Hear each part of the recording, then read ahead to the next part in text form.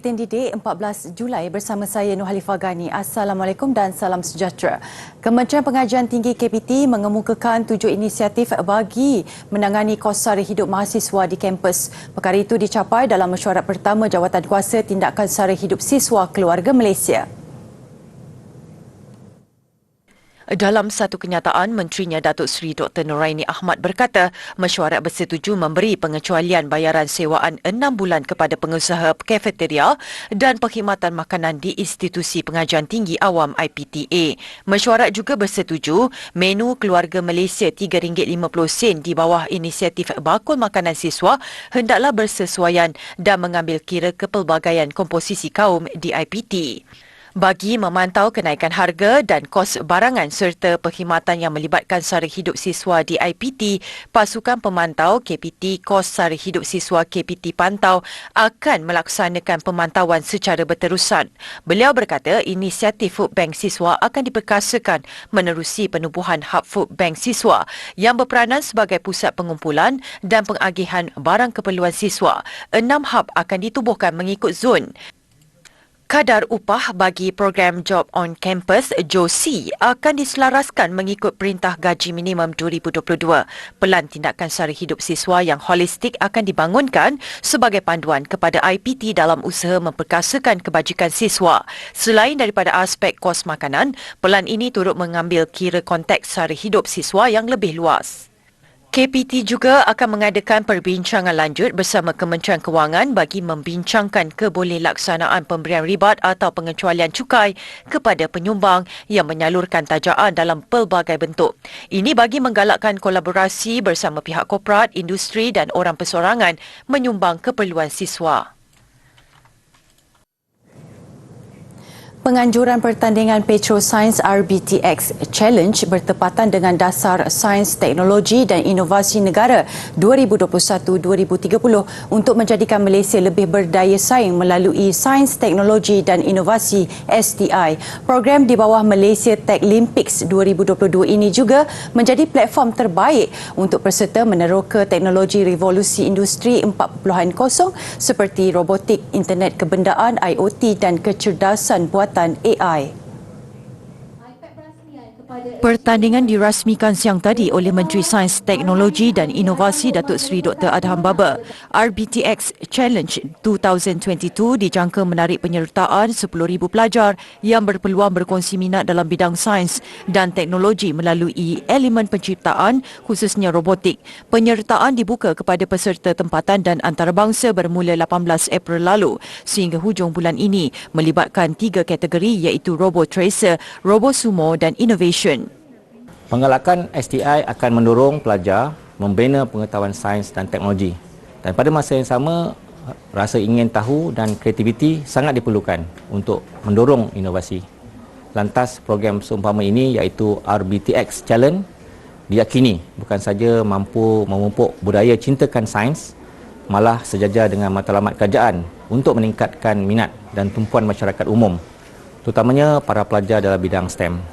Selain itu, ianya juga adalah selaras dengan visi MOSTI untuk Malaysia mencapai taraf negara maju berteknologi tinggi menjelang tahun 2030. RBTX Challenge turut mendapat sokongan menerusi bantuan dan kepakaran penasihat akademik dari institusi pendidikan berprestij termasuk Universiti Teknologi Petronas UTP, Universiti Islam Antarabangsa Malaysia UIA, Universiti Teknologi Mara UiTM dan Universiti Teknologi Malaysia UTM. Kami mengadakan bengkel, workshop, troubleshooting klinik dan segalanya.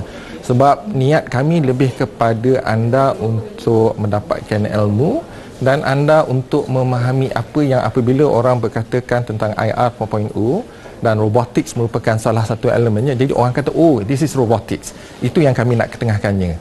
Sejak diperkenalkan pada 2018, RBTX Challenge telah mendapat penyertaan dari lebih 800 sekolah di seluruh negara. Bukan sekadar tempat rekreasi tetapi juga sesuai sebagai lokasi hari keluarga, aktiviti memancing dan berbasikal. Malah tempat penggambaran. Itulah kecantikan dan keindahan alam semula jadi kawasan perkelahan Sungai Ingki yang terletak di Kampung Pasir Putih, Kalumpang, Hulu Selangor.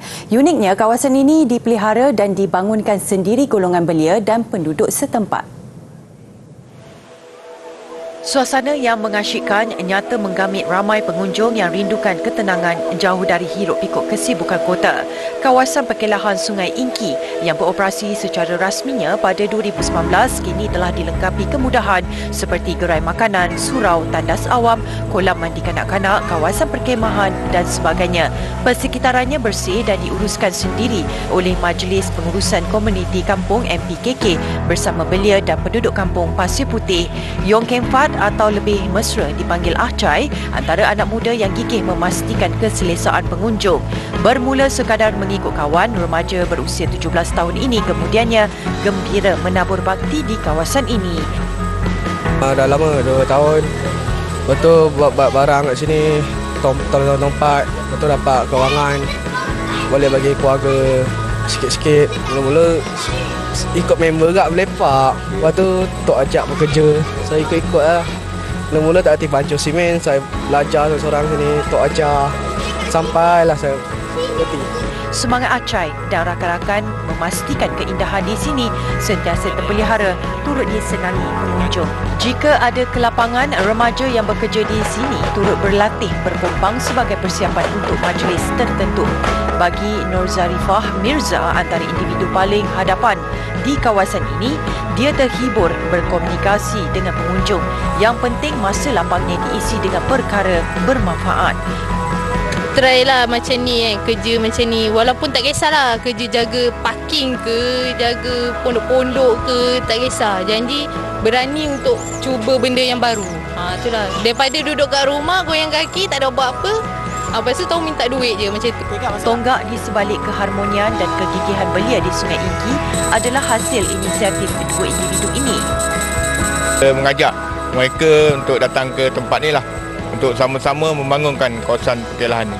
Dan kami sebenarnya kalau boleh kita nak berkongsikan keindahan tempat ini kepada masyarakat luar, yang mana tempat ini sebelum ini telah terbiar dan atas inisiatif MPKK sendiri bersama belia setempat dapat membangun kawasan ini untuk sama-sama dinikmati oleh semua yang hadir ke sini. Belia-belia kita diberi knowledge tentang hasil-hasil keturunan. Apa yang kita lihat kat sini sekarang ni, pondok-pondok sini dibina oleh belia-belia sendiri, kan, dengan pemantauan pada pihak kami yang akan membuat plan, kan, macam mana nak buat, dan akhirnya kita transferkan kepada belia ni akan membangun. Kita memantau pembangunan. Termasuklah kolam ni pun mereka juga yang berusaha. Tambahnya, pemilihan remaja di bawah umur 18 tahun juga bagi menyuntik semangat sayangkan kampung dan terus menetap di kawasan asal mereka.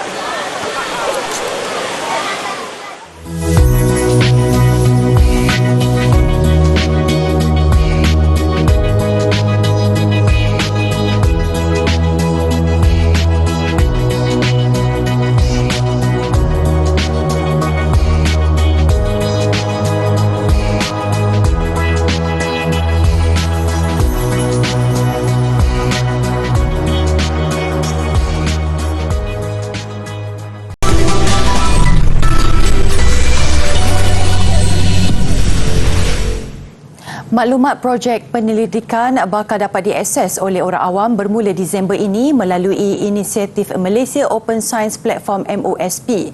Projek di bawah Kementerian Sains, Teknologi dan Inovasi MOSTI menerusi Akademi Sains Negara ASM dilaksanakan bertujuan memudahkan penyelidik negara saling berkongsi data mentah. Menurut Menterinya Datuk Seri Adham Baba, inisiatif terbabit memacu inovasi negara, seterusnya melengkapkan ekosistem data terbuka negara. Untuk makluman, bila saya bercakap soal inovasi terbuka, ia merujuk kepada proses inovasi yang tercetus melalui kerjasama dengan pelbagai entiti rentas organisasi. Menerusi MOSP ini, pihak industri dapat mengurangkan perbelanjaan penyelidikan dan para penyelidik tempatan akan dapat meningkatkan kebolehupayaan data penyelidikan mereka ditukar menjadi satu inovasi. Datuk Seri Adham berkata demikian pada majlis menandatangani perjanjian kerjasama projek rintis MOSP membabitkan 5 universiti iaitu Universiti Malaya, Universiti Sains Malaysia, Universiti Kebangsaan Malaysia, Universiti Putra Malaysia dan Universiti Teknologi Malaysia. Kerjasama itu diharap dapat memperkukuhkan amalan perkongsian data mentah penyelidikan negara. Inisiatif itu juga bakal membantu mengurangkan pengulangan atau pertindihan penyelidikan yang bakal dijalankan pada masa hadapan. Dalam membangunkan pengurusan sisa organik di tapak pelupusan sampah secara ekologi dan lebih mesra alam, Universiti Teknologi Mara UiTM bersama Berjaya Enviropark Sdn Bhd dan Entomo Agroindustrial menandatangani satu memorandum perjanjian MOA.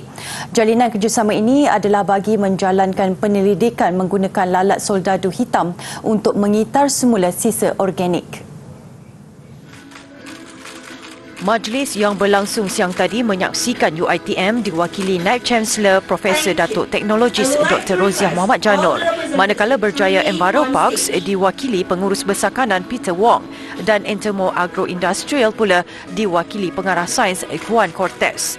Projek yang bakal diterajui UiTM ini dijangka bermula Ogos nanti. Dalam tempoh sekarang ni kita sangat memerlukan kaedah baru di mana kita tak nak mengelakkan daripada landfill. Macam kalau landfill ni lama-lama dia tinggilah, dia payah kan. Jadi kita penyelidikan yang ditaja oleh MIT dan juga daripada MySIP tadi tu, kita dapat menghasilkan satu kaedah yang daripada Spanish ni, daripada Spain ni, di mana menggunakan serangga, Entomo ni tadi menghasilkan lava daripada lalat itu, lalat khas tadi tu, black shoulder flies tadi tu, lalat. Jadi lalat ini mengeluarkan lava. Jadi lava ini yang digunakan nanti untuk memakan bahan-bahan buangan ini. UiTM akan menjalankan segmen analisis data manakala komponen pengasinan sisa organik dilakukan oleh Berjaya Enviropark.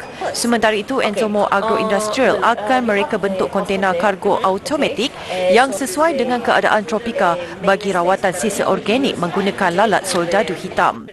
Kontena kargo ini dihantar dari Sepanyol ke Malaysia dan ditempatkan di tapak pelupusan sanitari di Bukit Tagar.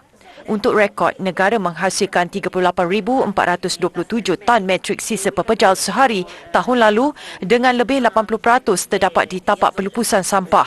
Tahun ini, angka tersebut dijangka mencecah 14 juta tan metrik. Justru satu penyelesaian baharu diperlukan segera dengan mengitar semula sisa organik memandangkan 50% sisa pepejal yang dihasilkan berasal dari bahan organik yang boleh ditukar untuk kegunaan lain.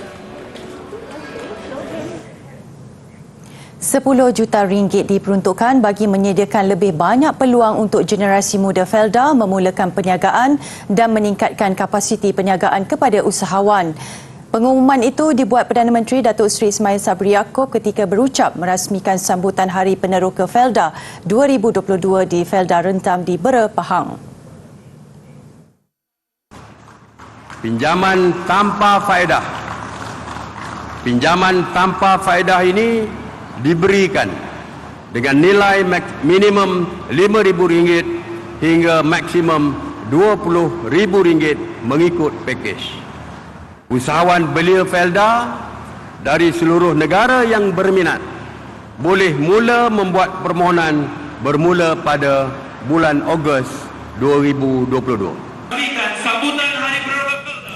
Sempena 66 tahun penubuhan Felda, Perdana Menteri turut mengumumkan peruntukan RM21 juta untuk penyelenggaraan dan penyediaan infrastruktur di 317 kawasan Felda di seluruh negara.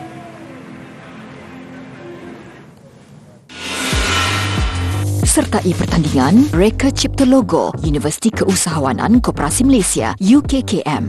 Penyertaan adalah percuma. Untuk maklumat lanjut sila imbas kod QR yang tertera atau layari media sosial Institut Koperasi Malaysia. Hadiah wang tunai lumayan menanti para pemenang.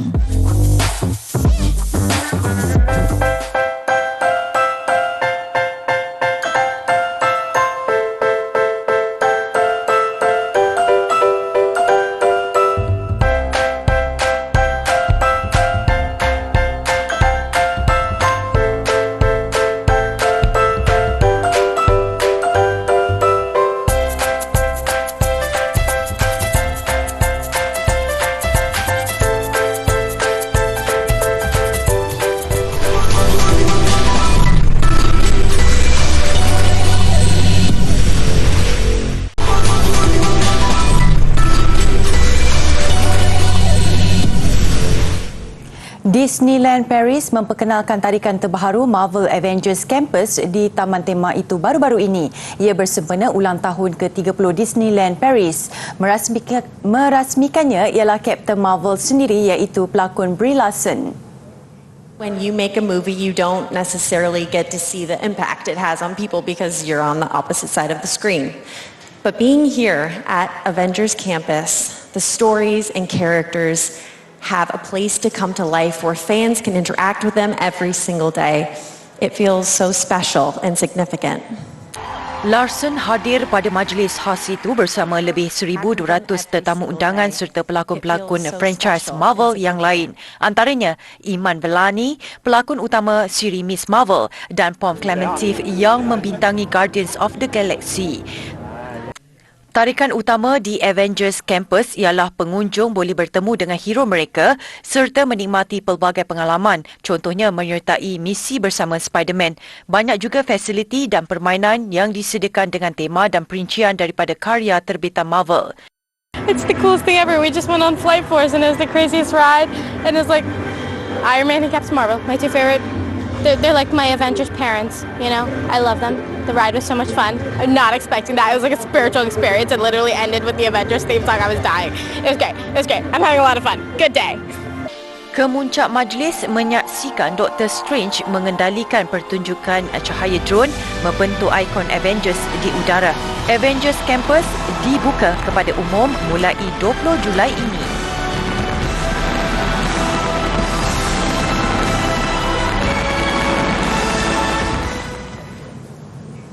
Kumpulan K-pop Metaverse aespa mencipta rekod menerusi muzik terbaru mereka susulan penampilan semula atau comeback dengan album mini kedua berjudul Girls. Baru-baru ini ia terjual lebih 1,426,000 salinan pada minggu pertama. aespa menjadi kumpulan wanita pertama mencatat pencapaian itu selepas Blackpink pada 2020. Terdahulu Girls juga melepasi 1 juta stok pra-pesanan iaitu angka tertinggi seumpamanya untuk kumpulan wanita di Korea. Hai adik-adik, hari ini saya akan perkenalkan koleksi yang dinamakan sebagai baju berayat kaligrafi. Baju berayat kaligrafi ini diperbuat daripada fabrik sutera merah dan disulami dengan jahitan daripada benang perak.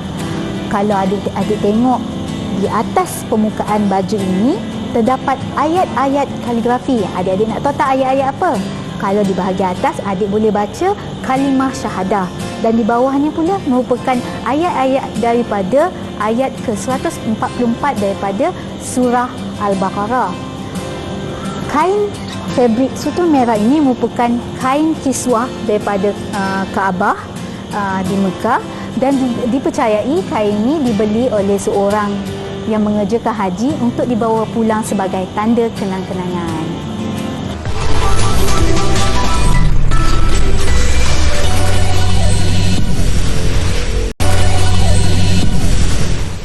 Sukan dimulakan dengan perkembangan dari badminton terbuka Singapura. Pemain persorangan negara Eng Zi Yong dan 3 beregu campuran meneruskan cabaran Malaysia ke suku akhir. Bagaimanapun, kesemua 5 beregu lelaki terkandas di pusingan kedua. Selepas menyingkirkan naib juara Masters Malaysia Angus Eng Kalong semalam, Eng Zi Yong berdepan seorang lagi lawan dari Hong Kong, Lee Chiu Yup. Dia menamatkan permainan dalam tempoh 33 minit menerusi kemenangan 21-15, 21-13. Suku akhir esok cabaran getir menanti Zi Yong yang dijadual menentang pemain ranking ke-6 dunia Anthony Sinisuka Ginting dari Indonesia. Dalam pada itu, gandengan Goh Sung Huat Chevron Lai mengetuai cabaran 3 pasangan campuran negara mara ke suku akhir. Mereka bagaimanapun terpaksa bekerja keras sebelum menewaskan beregu Indonesia Rivaldi Rinov dan Mentari Pita Hanitias 10-21, 21-18 dan 21-10. Kejutan berjaya dilakukan Hu Pangron dan Toh Yi Wei. Mereka menyingkirkan pilihan ke-8 dari Denmark Mathias Christiansen dan Alexander Boye 21-11 dan 21-19 cuma dalam masa 38 minit, melengkapkan kecemerlangan beregu campuran negara gandengan Chetang Ji dan Valerie Xiao. Tiada masalah buat mereka mengatasi wakil Hong Kong Reginald Lee Chun Hei dan Eng Zu Yao 21-13 dan 21-7 hanya dalam tempoh 25 minit. Bola sepak kejuaraan bawah 19 tahun AFF lupakan kejayaan menewaskan Vietnam. Fokus terpenting kini pertemuan menentang Laos pada RC Final malam esok. Yang pasti bukan tugas mudah mengambil kira kemampuan Laos mengejutkan Thailand 2-0 pada satu lagi saingan separuh akhir.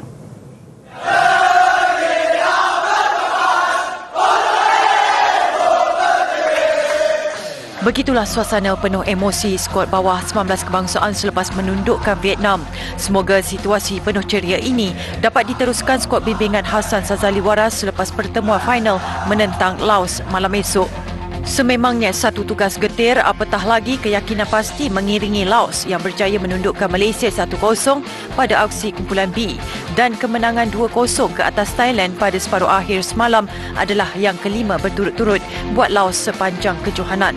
Apapun bukan misi mustahil buat Malaysia mengatasi Laos esok sekiranya momentum sewaktu menundukkan Vietnam mampu dikekalkan. Malah sebelum berdepan Vietnam, tidak ramai yang memilih Malaysia memandangkan Vietnam berada di puncak prestasi. Namun Malaysia membuktikan kesungguhan dan dedikasi di padang apabila mencipta kejutan menang besar 3-0. Perlawanan akhir menentang Laos esok dijadual berlangsung pada jam 9 malam di Stadium Petrot Chandrabhaga.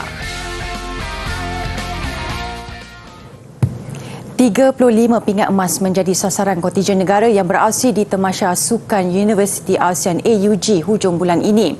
Tamasya edisi ke-20 itu dijadual berlangsung di Ubon Ratchathani, Thailand bermula 26 Julai hingga 6 Ogos ini. 275 atlet akan beraksi dalam 19 daripada 23 acara yang dipertandingkan pada Tamasya Dwi tahunan itu. Sasaran 35 emas dianggap realistik menyamai sasaran yang diletakkan pada edisi lalu di Myanmar. Semalam berlangsung majlis penyerahan jalur gemilang kepada Ketua Kontijen Malaysia ke Thailand Profesor Dr. Muhammad Fuad Said Khan. Disempurnakan Menteri Pengajian Tinggi Datuk Seri Dr. Noraini Ahmad. Pada edisi terakhir 2018, Malaysia mengutip 37 pingat emas melepasi sasaran awal 35 yang ditetapkan. Ia ditambah dengan 43 perak dan 49 gangsa untuk menduduki tempat ketiga di belakang Thailand dan Indonesia. Turut disampaikan semalam insentif keseluruhan berjumlah RM135,000 kepada 98 atlet IPT yang menyumbang pingat di Tamasya Sukan C di Hanoi, Vietnam. Atlet renang Kieu Ho Yan dari Universiti Putra Malaysia UPM meraih insentif tertinggi berjumlah RM7,000 susulan kejayaan menyumbang 1 emas, 3 perak dan 1 gangsa.